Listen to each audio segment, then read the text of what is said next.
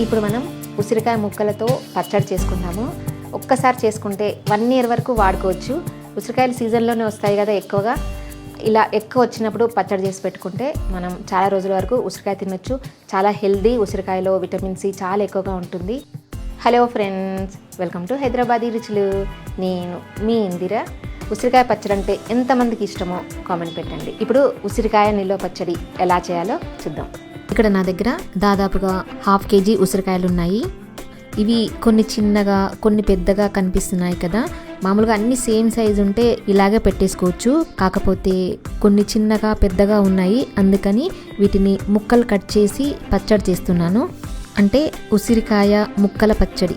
దీనిలోకి దాదాపుగా 1/2 cup కారం పొడి తీసుకున్నాను. కారం కూడా మన టేస్ట్ బట్టి వేసుకోవచ్చు, టేస్ట్ చూసుకుంటూ కూడా వేసుకోవచ్చు. సాల్ట్ దాదాపుగా 150 grams ఉంది, లేదా మన టేస్ట్ తగినంత వేసుకోవాలి. ఆవాలు 1/2 cup, చిన్న ఆవాలైతే బాగుంటుంది. మెంతులు 2 tablespoons. 2 పెద్ద వెల్లుల్లిపాయ గడ్డల్ని ఒలిచిపెట్టుకున్నాను. ఇది చింతపండు గుజ్జు. మామూలుగా నా దగ్గర ఉడికించిన చింతపండు గుజ్జు ఉంటుంది, దాంట్లోంచి 2 tablespoons వేసుకున్నాను. ఒకవేళ మీ దగ్గర లేకపోయినా పర్లేదు, మామూలుగా మనం ఉసిరికాయలను ఆయిల్లో వేయించుకుంటాం కదా, చింతపండును కూడా ఉడికించుకోవచ్చు. మీ దగ్గర చింతపండు లేకపోయినా పర్లేదు, నిమ్మరసం కూడా వేసుకోవచ్చు. ఇదిగోండి, ఇవి 2 tablespoons మెంతులు కదా. ఈ మెంతుల్ని కొంచెం వేయించి పొడి చేసుకోవాలి. కొంచెం కలర్ మారే వరకు వేయించుకొని వీటిని పొడి చేసి పెట్టుకోవాలి. ఇదిగోండి, ఇలాగా మెత్తగా పొడి చేసి పెట్టుకోవాలి. ఆవాలని కూడా పొడి చేసి పెట్టుకోవాలి, వీటిని వేయించక్కర్లేదు. మిక్సీలో వేసుకొని ఇలాగా మెత్తగా పొడి చేసి పెట్టుకోవాలి. ఈ వెల్లుల్లిపాయలని కచ్చా పెక్కగా దంచి పెట్టుకోవాలి. ఇప్పుడు ఉసిరికాయలను కట్ చేసుకుందాము. ఇలా ఉసిరికాయలని ఘాట్లు పెట్టుకొని కట్ చేసుకోవాలి. ఇదిగోండి, నేను ఈ సైజులో ముక్కలు కట్ చేసుకున్నాను. మీరు కావాలనుకుంటే మీకు నచ్చిన సైజులో కట్ చేసుకోవచ్చు. ఇలాగా అన్ని ముక్కలు కట్ చేసుకున్న తర్వాత ఇదిగోండి, గింజ ఉంటుంది కదా, ఈ గింజలు తీసేయాలి. ఇలా అన్నిటినీ ముక్కలుగా కట్ చేసి పెట్టుకోవాలి. ఇప్పుడు వీటిని వేయించుకుందాము. ప్యాన్లో దాదాపుగా 200 ml ఆయిల్ వేసుకోవాలి. పల్లి నూనె వేసుకుంటే టేస్ట్ బాగుంటుంది. ఆయిల్ వేడెక్కిన తర్వాత ఉసిరికాయ ముక్కల్ని ఆయిల్లో వేసుకొని వేయించుకోవాలి. మీడియం ఫ్లేమ్లో పెట్టుకొని వేయించుకోవాలి. ఈ ముక్కలు కొంచెం కలర్ మారే వరకు వేయించుకోవాలి. కలుపుకుంటూ వేయించుకోవాలి, మాడకుండా.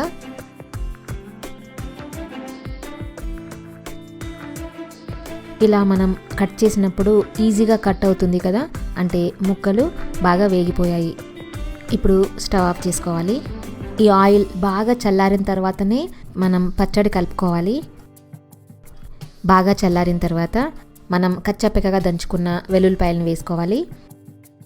చింతపండు గుజ్జు వేసుకోవాలి. మళ్ళీ చెప్తున్నాను, చింతపండు లేకపోయినా పర్లేదు, నిమ్మరసం కూడా వేసుకోవచ్చు. తర్వాత నేను ఇక్కడ 1/2 cup కారం వేసుకున్నాను. కారం కూడా మనం కలిపిన తర్వాత కారం టేస్ట్ చూసుకుని కావాలనుకుంటే ఇంకొంచెం కలుపుకోవచ్చు. టేస్ట్ తగినంత సాల్ట్ వేసుకోవాలి. మనం పొడి చేసి పెట్టుకున్నాం కదా, ఆవ పొడి వేసుకోవాలి.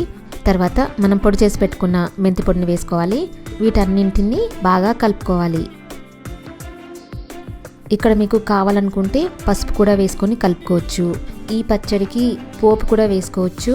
అంటే ఈ పచ్చడి కొంచెం ఊరిన తర్వాత పోపు వేసుకుంటే బాగుంటుంది. ఈ పచ్చడిని బాగా కలుపుకొని 2 రోజులు ఊరనివ్వాలి. బాగా కలుపుకున్న తర్వాత ఒకసారి టేస్ట్ సరి చూసుకోండి. ఉప్పు కానీ కారం కానీ కావాలనుకుంటే ఇప్పుడు కూడా యాడ్ చేసుకోవచ్చు. బాగా కలుపుకొని 8 కంటైనర్లోకి తీసి పెట్టుకోవాలి. గ్లాస్ జార్ కానీ లేదా పోర్సిలిన్ జార్ కానీ తీసుకోవాలి. ప్లాస్టిక్ వాటిల్లో అస్సలు పెట్టుకోవద్దు. ఒక 2 days పక్కన పెట్టాలి. మూత పెట్టుకుని పక్కన పెట్టుకోవాలి. ఇదిగోండి, 2 రోజుల తర్వాత ఓపెన్ చేసి చూద్దాము. చూసారా, ఆయిల్ అంతా పైకి వచ్చేసింది.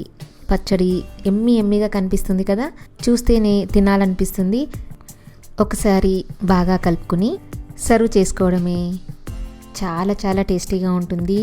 అస్సలు పాడవకుండా, అసలు కలర్ కూడా ఏమీ చేంజ్ అవ్వకుండా 1 year వరకు నిలువ ఉంచుకోవచ్చు. మీరు కూడా ట్రై చేసి చెప్తారు కదా. అంతే, చూసారు కదా ఎంత ఈజీగా పచ్చడి చేసుకున్నామో. చాలా టేస్టీగా ఉంటుంది. నచ్చిందా? ఈ వీడియో నచ్చినట్టయితే లైక్ చేయండి, ఫ్రెండ్స్ అందరికీ షేర్ చేయండి, సబ్స్క్రైబ్ చేయడం అస్సలు మరవద్దు. Thank you for watching.